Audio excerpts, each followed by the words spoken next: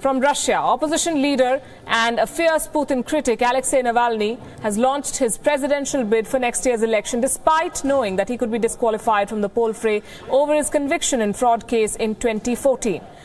Let's take a look at the rise of the Russian corruption campaigner who threatens the supremacy of Vladimir Putin in Russian politics. Russian opposition leader Alexei Navalny has thrown his hat into the presidential contest ring, looking to upset Putin's 18 unbroken years in power. He may never reach the starting line. Russia's Central Election Commission has warned Navalny that he will be disqualified owing to his conviction in a 3-year-old fraud case. But Navalny is defiant. He claims his conviction was politically motivated and tears into rival Putin. We have seen enough evidence that there is no large-scale support for Putin. The further away from Moscow, the less the support he has. Even taking into consideration administrative resources. Even taking into consideration their endless lies on the television. They do not have any support. On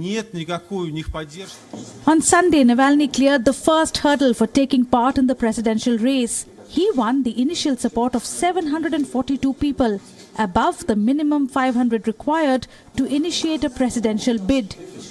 Earlier, thousands of his supporters gathered in 20 cities across Russia to get his name on the ballot.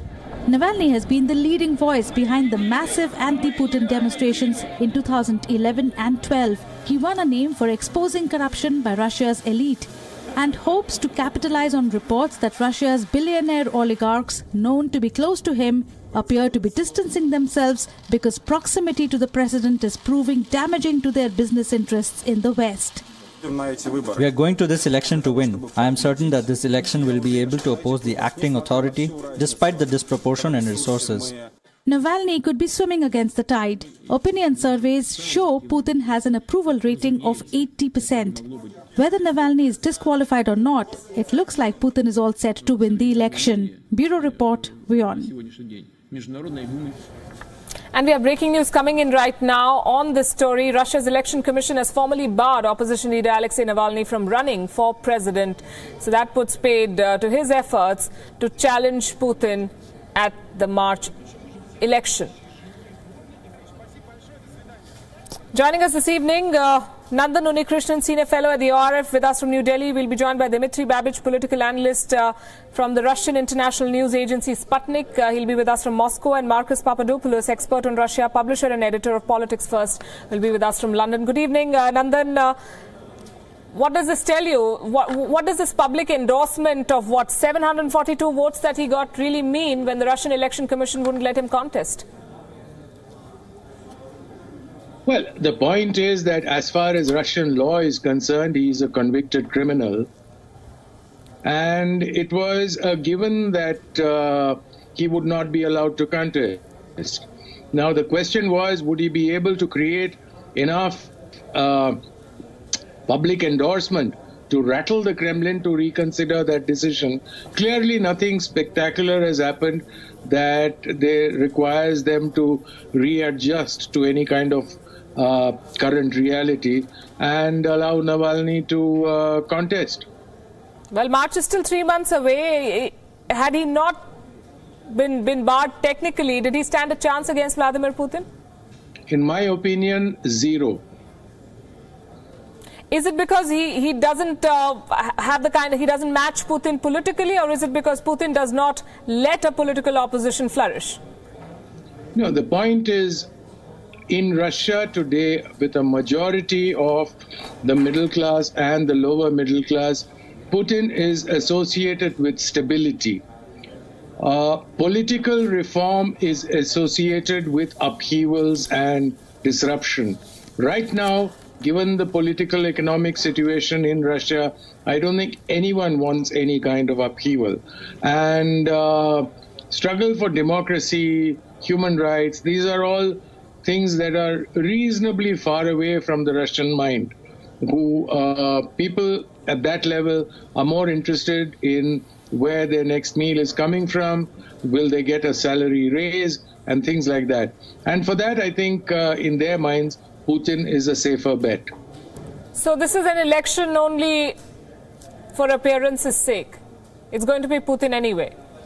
Look, as far as I can see, your channel has decided to condemn Putin. No, right? I'm just asking questions because they're calling it an election. Is it a farce, is the question. I'm not going to be party to that. I am not a favorite or someone who likes Putin. But the point is, when you start putting questions as to appearances' sake and all, you're giving away your position. Now, I'm not interested in whether I like him or not like him. All I'm saying is the Russian public, whether we like it or not, is going to vote for him. And the election, by any stretch, is a free and fair election. Right, by and large, there may be some rigging, there may be some amount of, how do I put it, pre-election campaign privileges that the president has, but at the polls, by and large, they're free. And if he wins, he wins. Okay, I have nothing against Vladimir Putin. Let me state it because you brought that up. And I'm just asking a question like any journalist would. They're calling it an election, but there is no other contestant I can see. So I have to ask that question. His or her political predilections. You are betraying them with your question. So you think. So you think. Let's agree to disagree on this one. Dmitry Babich is with us, political analyst, and he's from Sputnik, joining us from Moscow. Dmitry, what is going on? The man who scored, 742 votes against a minimum of 500 to contest against Vladimir Putin has been disqualified by the Election Commission on expected lines. But then does Vladimir Putin have a challenger left in Russian politics? He has a challenge because suddenly the Communist Party, which everyone considered already a dead corpse, they suddenly presented a new strong candidate. Gennady Zyuganov, who has been the communist candidate since 1996 and who basically, people had enough of him.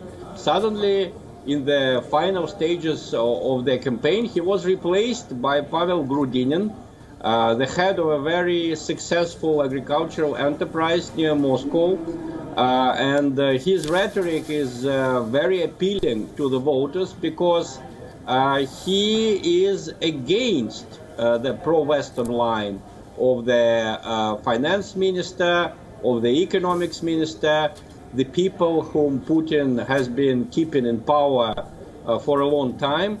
So I think we may even have a second round. I think Grudinin's candidacy, the name of that candidate is Pavel Grudinin. I think it's a much more serious candidacy than the candidacy of Alexei Navalny. The reason why the global media is talking so much about Navalny is simply because Navalny is liked by the West. The West planned Navalny to be the lever by which they will replace Putin. I think it's a utopia. Certainly Navalny will not beat Putin, but Pavel Grudinin can be a very strong contestant. All right. Dr. Marcus Papadopoulos is also with us. Marcus, Navalny has been disqualified as was expected. Is there a real challenger that Vladimir Putin faces in the March election, according to you? Well, can I first of all make something very clear? The presidential elections in Russia in March 2018 are an internal affair of the Russian Federation, and they do not concern any other country in the world. And that is something that people in America and Britain have to come to terms with. Now, regarding Alexei Navalny, I'm not at all surprised that he has been barred from standing in the Russian presidential elections, because under the Russian constitution, a candidate cannot stand if they have a criminal conviction. Mr. Navalny does have a criminal conviction, and therefore he is not allowed to stand. And Mr. Navalny is being presented in Western mainstream media in a totally distorted way. This man is not the person that American and British politicians and journalists are actually portraying. In fact, Mr. Navalny, in response to his disqualification, has just tweeted, and let me quote from that tweet, "The Kremlin sees our strategy to fight and invents methods of counteracting them. We too must adapt and invent something new. If we only do what invented 6 years ago and no longer works, we are just fools." Dmitry, does he have legal recourse or is he out of the race? No, he will, of course, appeal the decision of the Central Electoral Commission Navalny's lawyer has already said that they will go to the court, they will go to law. But I'm afraid that's not going to be successful because there is a serious case against Navalny. Of course, the Western media does not believe it, but he was involved in some very dubious commercial transactions, he and his brother.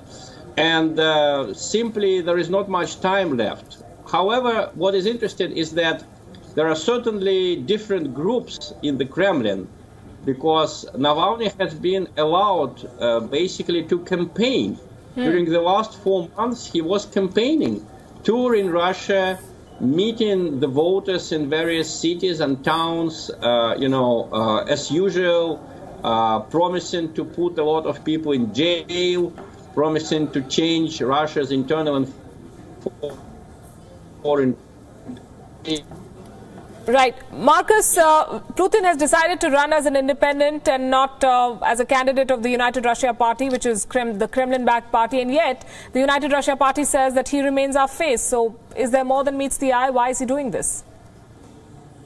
No, I don't believe there's more than meets the eye to that. President Putin has always made it very clear that the president of the Russian Federation should be above party politics. He's there to represent all sections of Russian society, and I think he's absolutely correct to hold that opinion. We must remember that the Russian Federation is a huge country, the largest country in the world. It's a very diverse country. It's a very complex, a very complicated country, and it does need a leader who is affiliated with neither of the political parties in Russia, and who is a very strong leader. And that might not be to the taste of people in America and Britain, but it's absolutely crucial that Russia has a leader who runs it in a very, very strong way. I have no problem in saying that Mr. Putin runs Russia with an iron fist. Right. That is how Russia needs to be run, and that is what the Russian people, historically speaking, expect from their leader. The only question I'm asking is, do they have a fair choice, and can someone else contest election in a free and fair manner? Still almost 3 months to go before the election. Thank you very much. I'm sure we'll talk about this again in the show on Gravitas. Thanks very much.